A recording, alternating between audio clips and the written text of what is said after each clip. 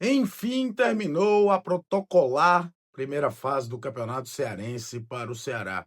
Goleada de 4-1 para cima do Tirol, com 2 gols e uma assistência divina, que deixa o Ceará na primeira colocação da chave, esperando ver o que acontece na próxima, da outra chave, e ver qual será a sua sequência de jogos e seus adversários na segunda parte do Campeonato Estadual. O Ceará fez o que se esperava. Pegou times frágeis, venceu, teve ali um empate com o Iguatu, terminou a primeira fase na primeira colocação. Mas vamos falar um pouquinho dos aspectos desse jogo, como eu já mencionei, teve como destaque o meia, ou falso 9, como foi no primeiro tempo, Vinícius Góes, o Vina. Antes de qualquer coisa, agradecer a cada um de vocês que estão inscritos aqui no canal, meu muito obrigado mesmo. A gente está chegando perto da marca de 16.100 inscritos aqui. Não, meu muito obrigado. Se você não está inscrito, por favor, se inscreva. E, por favor, também escuta com atenção esse recado que eu vou te dar do nosso parceiro do Sicredi. Você quer ter capital de giro para movimentar a sua empresa? Você quer o maior controle da sua vida financeira? Você quer um parceiro em todas as ocasiões da sua vida?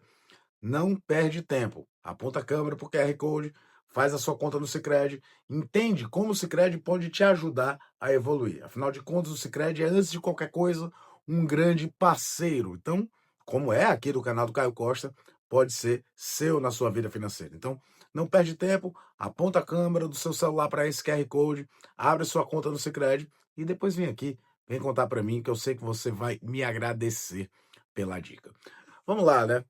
Vamos falar desse Ceará e Tirol, que é óbvio, ninguém aqui vai querer dizer que foi uma partida absurda e que você encontra um adversário fantástico para medir forças. Tudo que eu falei no vídeo anterior sobre o que significa a primeira fase do estadual segue valendo. Esportivamente entrega muito pouco, ela serve como avaliações de tentativa de modelo de jogo de treinador e de avaliações dos próprios treinadores sobre as peças que ali estão. Hoje o Ceará veio com uma formação em que Vina atuava desde o início como uma espécie de centroavante ou como falso 9. Antes de qualquer coisa, eu acho que existe um erro muitas vezes quando se fala dessa questão de falso 9. Muita gente trata que só o fato de você botar um jogador que não é um centroavante de origem atuando naquela função, ele está sendo um falso 9. Não necessariamente. Ele pode não ser um jogador de origem, mas ele está jogando de 9. Pode mudar um pouquinho a característica por conta dos lances pessoais. Mas, por exemplo, o Paulo Henrique, Pedro Henrique, perdão, ponta do Ceará, já jogou de 9. E jogava mesmo de 9. Com características diferentes, mas atuando sempre naquele setor como um centroavante. O falso 9 é um jogador que não é um centroavante de origem e nem fica o tempo todo atuando naquele setor.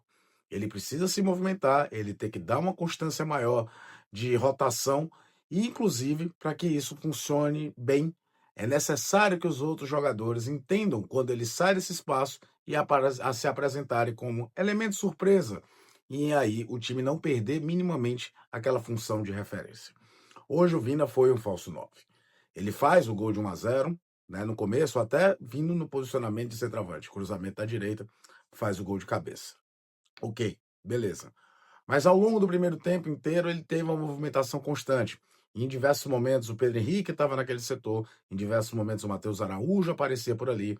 Até mesmo o Lucas Lima, que vem apresentando essa característica nos últimos jogos, tentava surgir como um elemento surpresa toda vida que o Vina saía desse posicionamento de centroavante.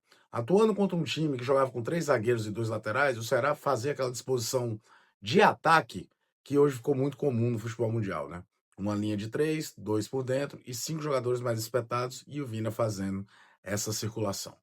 Faltou ao Ceará no primeiro tempo transformar esse domínio territorial inteiro em chances mais claras de gol.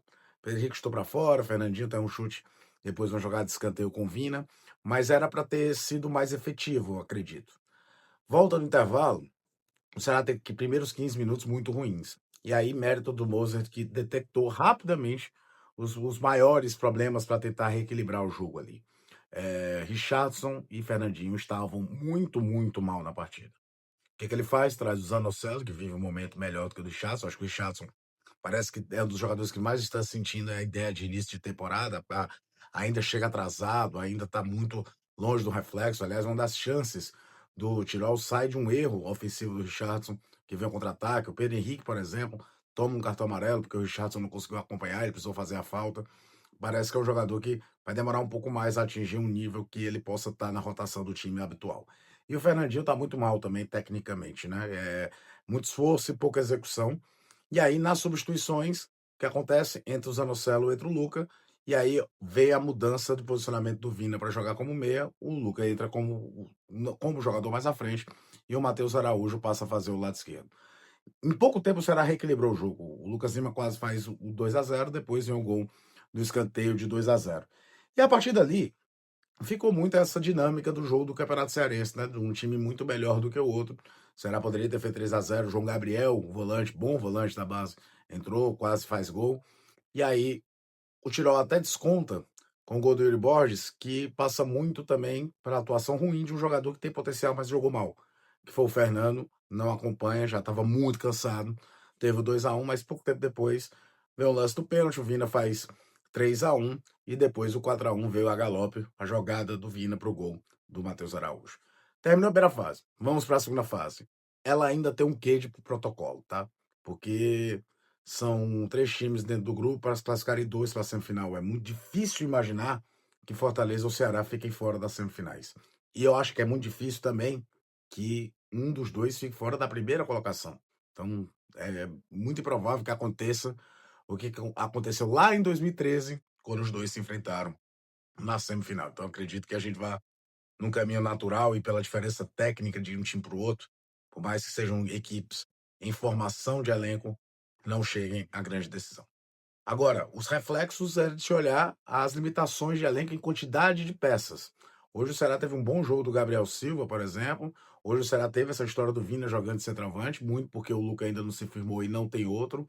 Ainda teve a entrada de outros garotos. Nessa radiografia do que precisa, é mais um jogo que passa para o time do Ceará, para o departamento de futebol. É preciso ressaltar também que, mesmo com todas as ressalvas que precisam ser feitas, como foram feitas após o jogo contra o Maranguape, parece que a gente está vendo um Vina entendendo que ele tem que ser o protagonista, né? O gol contra o Maranguape, hoje jogou bem, em 2 funções diferentes, marca 2 gols, dá assistências.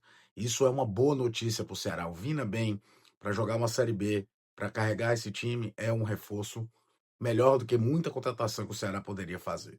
Agora, de novo, fica muito claro que o elenco é curto e que o Mozart precisa, às vezes, usar da criatividade para recolocar o time no prumo, como colocou depois ali dos primeiros 12, 15 minutos do segundo tempo, em onde o Tirol, com o Janeudo, veterano Janeudo, aquele ex-ferroviário, quase complica um jogo que era para ter sido bem mais fácil, como acabou terminando sendo 4-1 para o Ceará.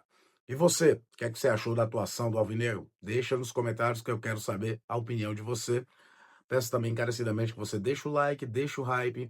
Se não tiver inscrito, se inscreva. Tô falando sobre futebol o tempo todo por aqui.